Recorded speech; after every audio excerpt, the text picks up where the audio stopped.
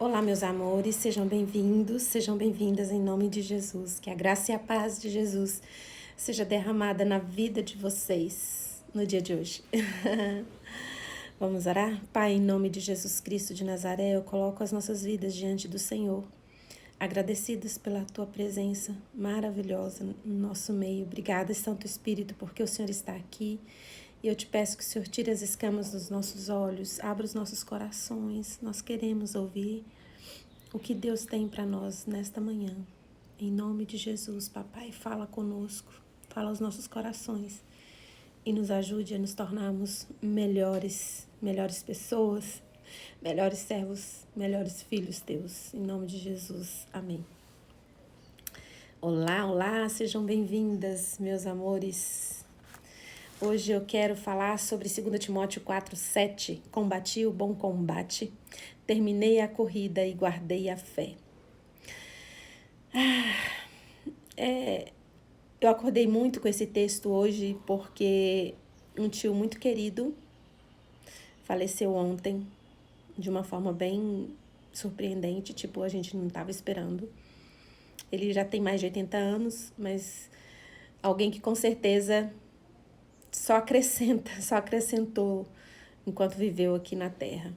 E o tio Oswaldo, o nome dele, ele era um homem, assim, extremamente sábio, não tinha, assim, um assunto que você fosse conversar com ele que ele não soubesse conversar com você.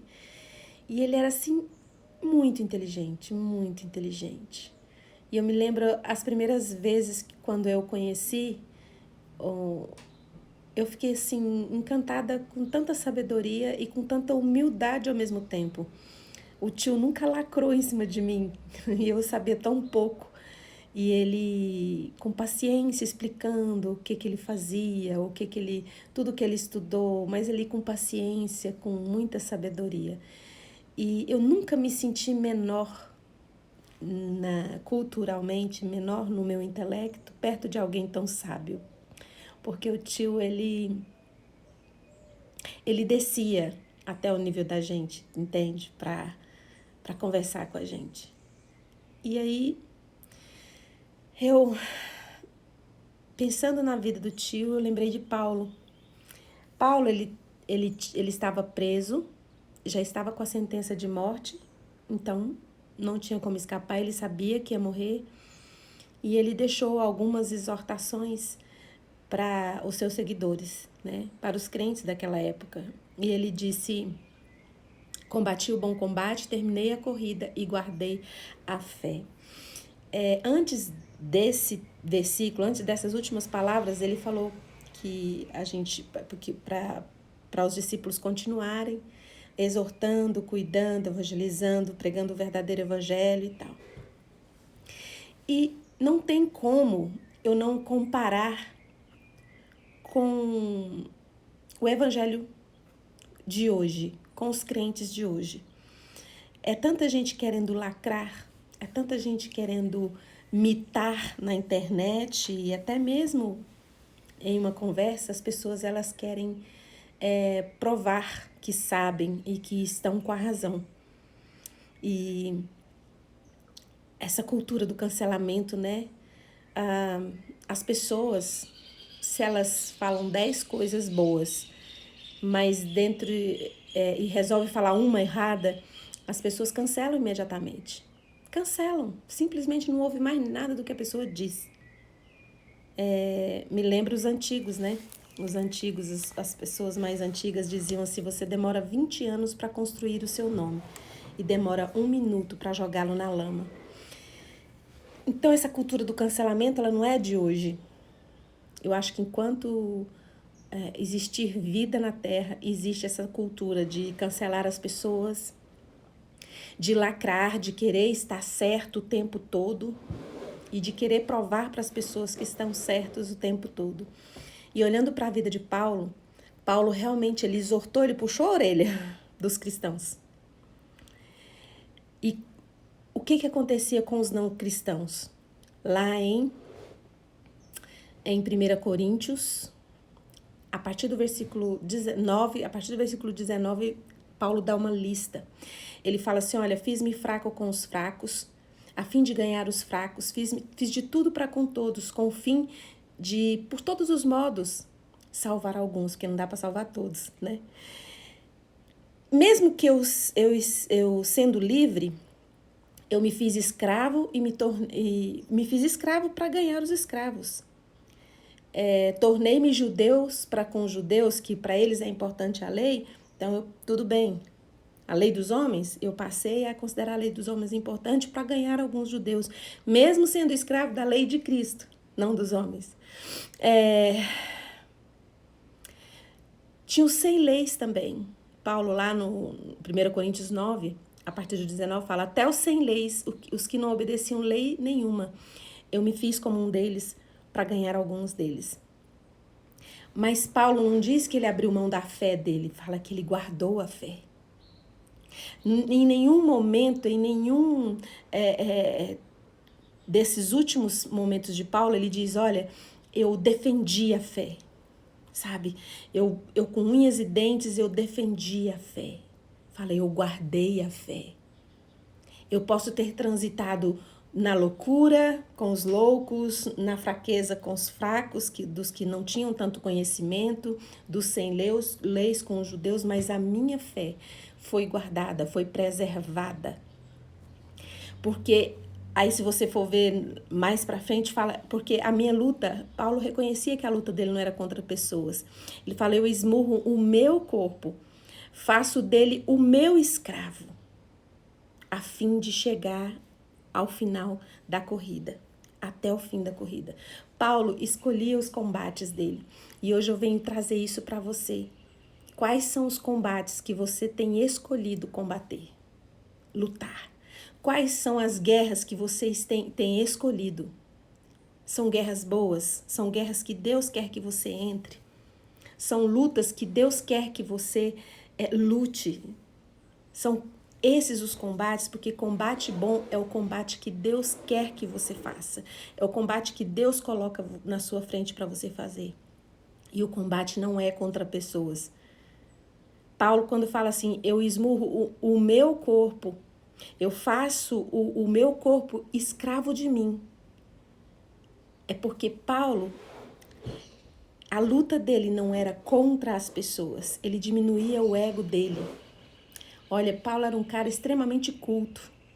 Para ele se fazer de louco, se fazer de simples, de sem entendimento para ganhar alguns, era muito amor por Jesus. Era muito amor por Jesus. E era muita luta contra o próprio ego. Alguém que tem tanto conhecimento, descer no nível de quem não tem conhecimento e falar por igual ali, é matar o ego. Mas Paulo esmurrava o corpo dele e fazia do corpo dele escravo dele. Porque quem comandava a vida dele, quem era o seu guia, era Jesus. Jesus foi sempre o seu guia. Então, Paulo, ele exortou. Paulo, ele chamou atenção. Paulo chamou ao arrependimento. Mas com as pessoas que ele já tinha relacionamento, com as igrejas que ele já tinha passado, que ele era até sustentado por essas igrejas. Mas quanto às pessoas que ele não tinha nenhum relacionamento, que ele tinha que criar algum laço, porque ele percebeu, tinha algumas pessoas que adoravam o Deus desconhecido. Era um lugar lá que tinha um altar sem nenhum Deus. Aí Paulo, com o relacionamento que criou com aquelas pessoas, ele disse, olha, esse Deus que vocês estão adorando aqui é o mesmo Deus que eu prego, é o mesmo Deus que eu tenho trazido, é o Deus desconhecido. Então Paulo criava relacionamento. Agora vamos pegar Paulo, colocar de lado um pouquinho, vamos trazer Jesus. Jesus, ele sempre criava um relacionamento e a própria pessoa chegava à conclusão de ver onde é que ela estava errando. Jesus não sentou lá no poço e falou assim, vou esperar que a samaritana, ela quer chegar aqui, vou tacar o pecado dela na cara dela. Aí a samaritana foi chegando e Jesus esperando. A samaritana chegando e Jesus esperando. Na hora que a samaritana chegou, Jesus dá uma medida e fala assim, tô aqui para falar que você tá em pecado, hein? Então, bora? Ainda esse marido aí que tá com você, nem seu é. Em nenhum momento dessa conversa de Jesus com a samaritana, você vê Jesus acusando a samaritana. Primeiro, Jesus cria um relacionamento com a samaritana. A samaritana se sente importante porque um judeu parou ali para falar com ela. Ela se sentiu amada, ela se sentiu valorizada. E quem disse quem disse do pecado dela foi ela mesma. Ela mesma que falou do pecado dela, da condição que ela estava. Ela falou assim, mas eu não tenho marido. Jesus falou, e você já teve 5. Mas ela primeiro foi ela que reconheceu. Outra questão, Zaqueu. Zaqueu estava em cima da árvore. Jesus falou, desce daí, vem cá, deixa eu te falar. Até quando você vai ficar roubando o povo? Até quando você vai ficar dando golpe? Você está subindo aí para me ver, mas você é um hipócrita. Você é um hipócrita. Você está querendo o quê? Você tem que mudar de vida, rapaz. Restitua os povos que você roubou. Jesus não falou isso.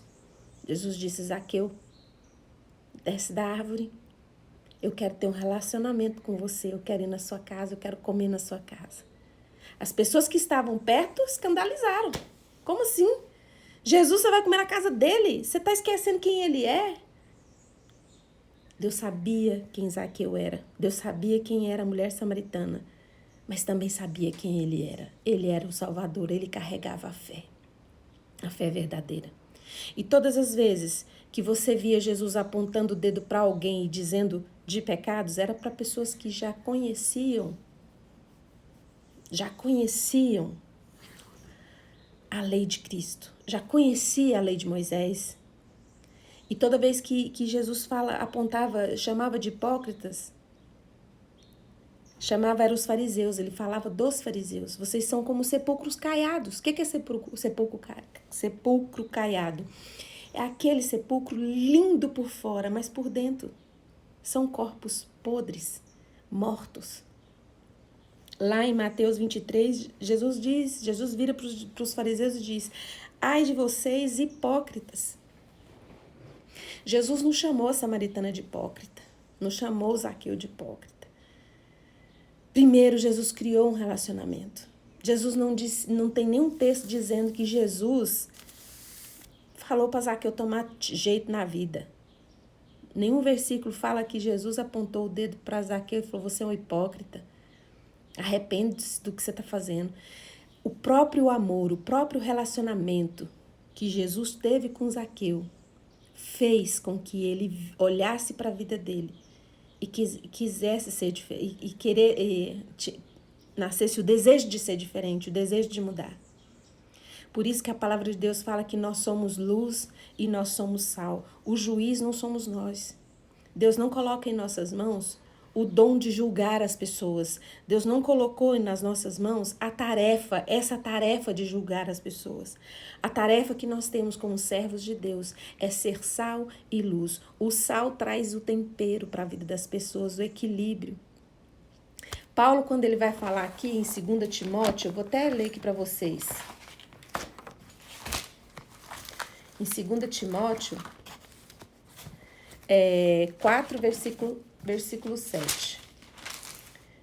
4, versículo 7 fala, combati um bom combate, né? Mas eu vou ler para vocês o que ele disse antes. Antes, ele disse assim, ó.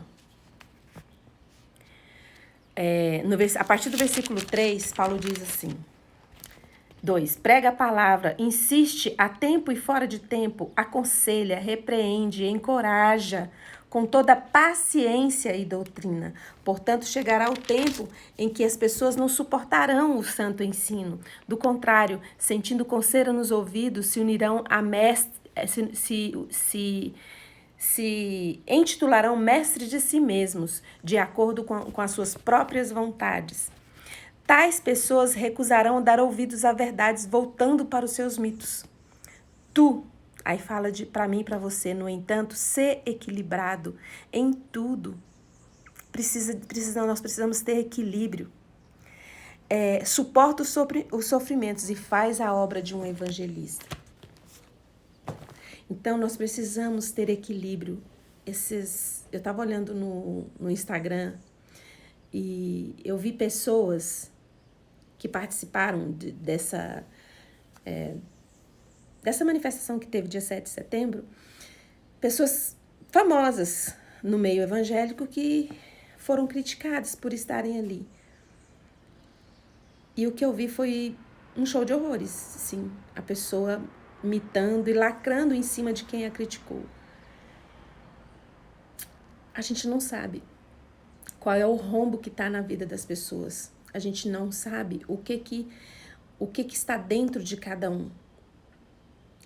As pessoas que não conhecem a Deus, as pessoas que não têm um relacionamento com Deus, elas podem dizer o que elas quiserem. Mas nós que dizemos que temos um relacionamento com Deus, nós precisamos ser equilibrados. Nós precisamos ter a humildade de esmurrar o nosso ego, sabe? Fazer do seu ego escravo de você. Pegar o seu ego e pôr na cruz. E deixa as pessoas falarem o que elas quiserem. E você não tem que lacrar em cima dessa pessoa, você não tem que imitar em cima dessa pessoa.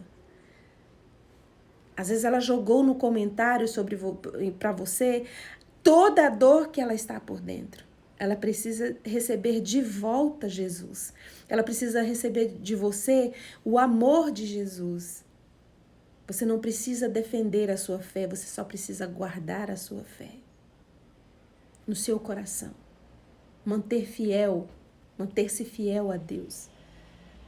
Sabe, lacrar, imitar em cima de uma pessoa fragilizada que vomitou ali todas as dores dela em cima de você. Dá para ver claramente que a pessoa está muito ferida, muito machucada. E você vai, pega o comentário dessa pessoa, expõe, faz um post especial lacrando em cima dela. Esses são os hipócritas que Jesus falou ali que são sepulcros caiados. Por fora, uma espiritualidade, uma santidade incrível, mas não consegue perceber quando alguém vomita em cima dele suas dores, não consegue notar que essa pessoa, ela não sabe escolher os combates dela e nem você. Se você quer lacrar em cima do outro, se você quer mitar em cima do outro, você está escolhendo os combates errados, não é o bom combate. Porque o bom combate é pegar o nosso eu, o nosso ego e jogar na cruz do Calvário. Quando Jesus lavou os pés dos discípulos, sabe por que ele pôde fazer isso? Porque ele sabia quem ele era. A identidade dele, ele sabia quem ele era. Ele não ia ser diminuído se fazendo como um escravo. Ele não ia diminuir o tamanho dele se fazendo simples, se fazendo humilde, sendo um rei, sendo Deus. Ele sabia quem ele era e você precisa saber quem você é. Aprenda a escolher as suas guerras, aprenda a escolher suas batalhas. Deixe as pessoas vomitarem suas dores, deixe as pessoas falarem o que elas quiserem na sua rede social, deixa elas vão ali colocar o que está por dentro delas. E você vai colocar o que está por dentro de você. O que está aí dentro? Você é um sepulcro caiado ou você é alguém cheio de Deus que vai derramar Jesus? A minha mãe sempre falava, olha, deixa as pessoas falarem mal, você fala bem de Jesus. Olha, tem tantas pessoas que são tão influentes na internet e precisam estar cheias de Deus. Os haters, eles existem para serem amados, para serem trazidos à luz de Jesus. Eles estão ali para te ofender, para ofender os cristãos, mas na verdade estão pedindo socorro, as suas almas estão feridas.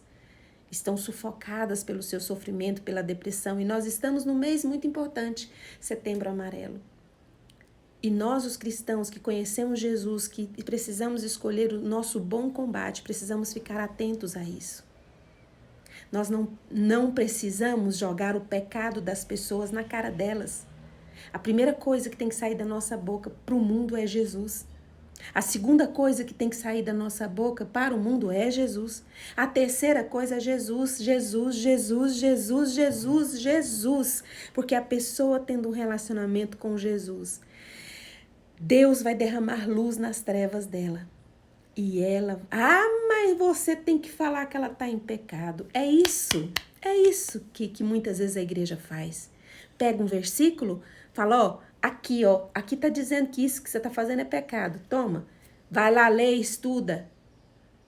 A mesma coisa, você pega um bebezinho, fala, aqui tem um churrasco, aqui tá a comida, senta e come. O bebê vai morrer de fome. Porque tem que ter relacionamento. E assim como Jesus fez, como Paulo fez, nós temos que fazer isso, nós precisamos ter relacionamento com as pessoas.